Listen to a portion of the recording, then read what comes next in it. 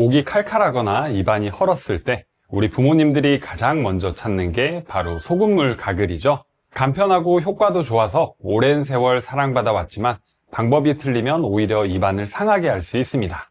특히 너무 진하게 타거나 하루에 여러 번 반복하면 점막이 자극되고 염증이 심해질 수 있는데요. 오늘은 노년 건강을 위한 안전한 사용법과 주의사항, 그리고 끝에 한눈에 보는 체크리스트까지 깔끔하게 정리해 드릴게요. 시작 전에 구독과 좋아요 눌러주시고 끝까지 시청해주세요. 여러분, 혹시 이런 경험 있으신가요? 목이 아파서 소금물 가글 했는데 오히려 입안이 더 따갑고 심지어 잇몸에서 피가 나기도 했던 경험 말입니다. 실제로 저희 어머니가 감기에 걸려서 짜면 짤수록 효과가 좋겠지 생각하시고 소금을 듬뿍 넣어서 하루에 5번 이상 가글 하셨대요. 결과가 어땠을까요? 입안이 헐고 잇몸에서 피까지 나서 결국 병원을 가셨습니다. 이게 바로 잘못된 방법으로 소금물 가글을 했기 때문인데요. 사실 소금물 가글은 제대로만 하면 우리 몸에 정말 좋은 효과가 많습니다. 먼저 왜 소금물이 목과 입 건강에 도움이 되는지부터 알아볼게요. 소금물 가글이 목 건강에 좋은 이유 첫 번째는 바로 인후통과 감기 증상을 완화시켜주기 때문입니다. 김치가 처음에는 아삭아삭하다가 시간이 지나면서 물러지는 거 보신 적 있으시죠? 이게 바로 소금의 삼투압 때문인데요. 우리 목도 마찬가지입니다. 우리가 소금물을 입에 머금고 있으면요, 삼투압 작용으로 염증 부위의 붓기가 줄어듭니다.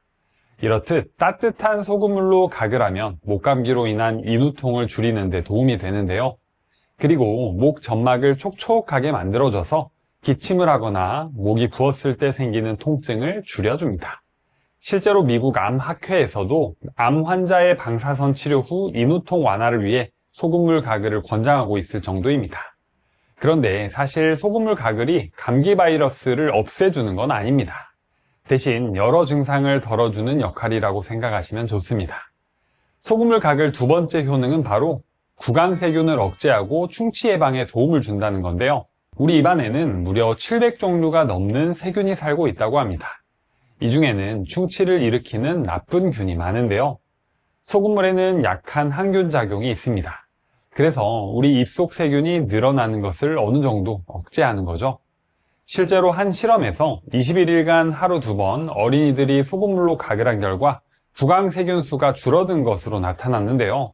물론 시중에 판매하고 있는 리스테린 같은 구강청결제보다는 효과가 떨어집니다. 하지만 화학물질이 싫으신 분들에게는 천연재료로 만든 안전한 대안이 될 수 있겠죠. 특히 침 분비를 촉진하기 때문에 직업 때문에 말을 많이 하시는 분들께 추천드립니다.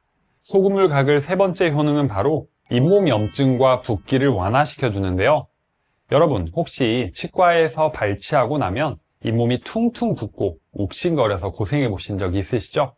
이럴 때 치과 의사 선생님들이 하시는 말씀이 있습니다. 집에 가셔서 따뜻한 소금물로 하루에 2-3번 가볍게 헹궈주세요. 실제로 사랑니를 빼고 약만 드셨을 때보다 소금물 가글을 병행했을 때 붓기와 통증이 훨씬 빨리 가라앉았다고 합니다. 또 한 가지, 어르신들 중에 틀니하신 분들 많으시죠? 틀니가 잇몸을 세게 눌러서 헐어버리고 빨갛게 붓는 경우가 흔합니다. 이럴 때 자극적인 구강 청결제 대신 따뜻한 소금물로 부드럽게 가글해보세요. 자극받은 잇몸이 금세 진정되고 상처가 세균에 덧나지 않도록 도와줍니다. 네 번째는 구내염 관리에 좋은데요.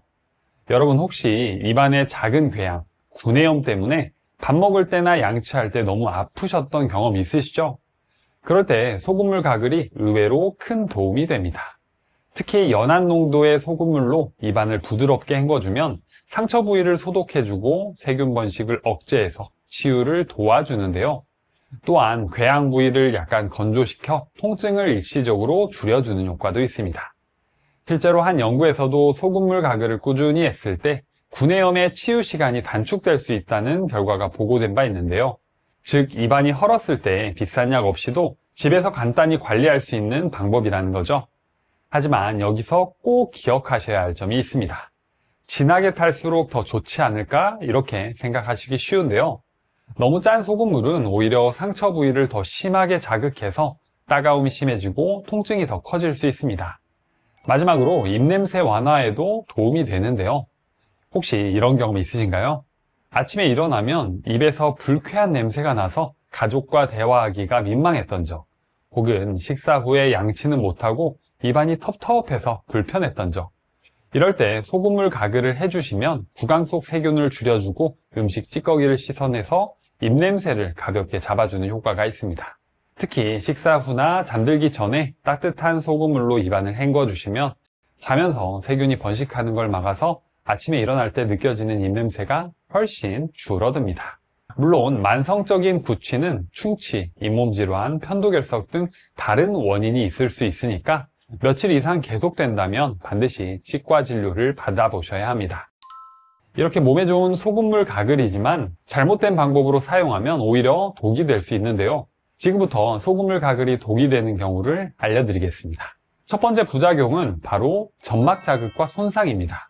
농도가 지나치게 높은 소금물, 즉 3%를 초과하는 짠 소금물을 자주 사용하면 입안의 연약한 점막이 자극을 받아 따끔거리거나 벗겨질 수 있습니다. 심한 경우 점막에 미세한 상처나 출혈이 생기고 염증이 악화될 위험이 있는데요. 실제로 한 어르신은 세균을 확실히 잡으려면 짜게 해야 한다는 생각에 소금을 듬뿍 넣고 매일 진하게 가글을 하셨습니다. 며칠 지나지 않아 입안이 화끈거리고 작은 상처가 생기며 피가 비치기까지 했습니다. 이런 사례처럼 짜게 할수록 좋다는 생각은 큰 착각입니다. 반드시 적정 농도를 지키는 것이 중요합니다. 두 번째는 구강 건조증인데요. 소금기는 수분을 끌어당기는 성질이 있어서 고농도 소금물로 가글하면 일시적으로 구강 점막의 수분이 빠져나가 입안이 건조해질 수 있습니다.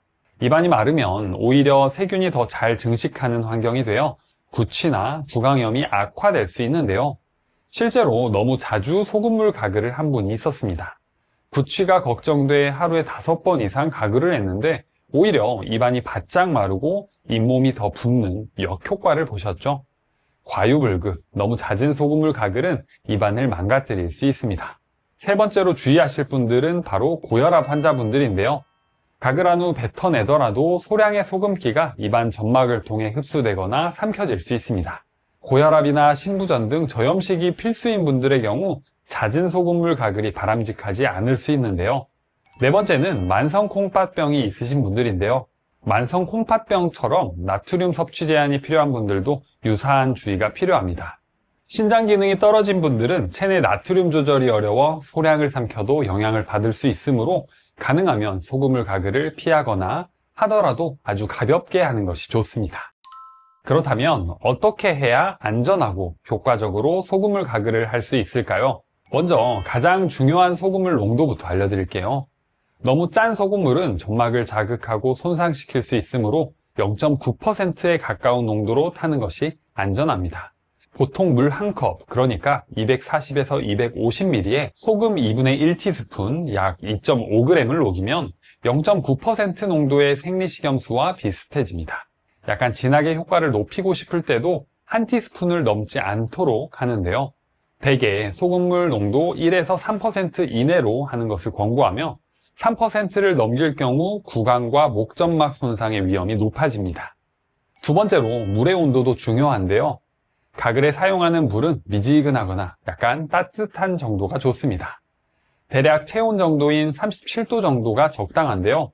너무 찬 물은 효과가 떨어지고 너무 뜨거운 물은 구강 점막을 손상시킬 수 있습니다.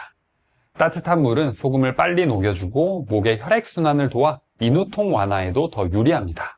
세 번째는 올바른 가글 방법인데요. 소금물이 완전히 녹았다면 한 모금 머금고 고개를 약간 젖혀 목구멍까지 닿도록 입안을 헹굽니다. 이때 소리를 내거나 목 깊숙이 구역질이 나지 않을 정도까지 가글액을 보내면서 목의 뒷부분까지 닿을 수 있는데요. 약 30초간 가글한 후 뱉어냅니다. 30초 이상 지나치게 오래 가글하면 오히려 입안이 건조해질 수 있으므로 한 번에 너무 길게 하지 않는 게 좋습니다.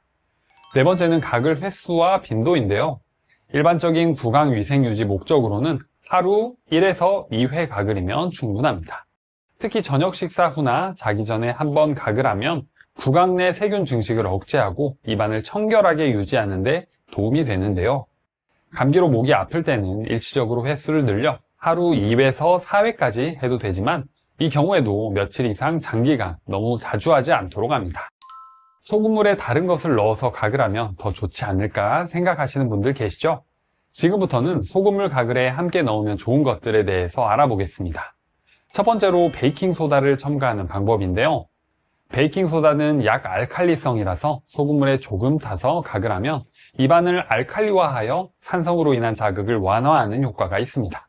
특히 구내염이 있을 때 입안이 산성으로 기울어 상처를 더 아프게 하는데요. 이때 소금 대신 베이킹소다 용액으로 헹구면 산도를 중화시켜 통증을 줄이고 염증 완화에 도움이 될 수 있습니다. 미지근한 물 1컵에 베이킹소다 1작은술을 넣어 2에서 3분간 입에 머금었다 뱉어내면 됩니다. 두 번째로는 프로폴리스를 첨가하는 방법이 있습니다.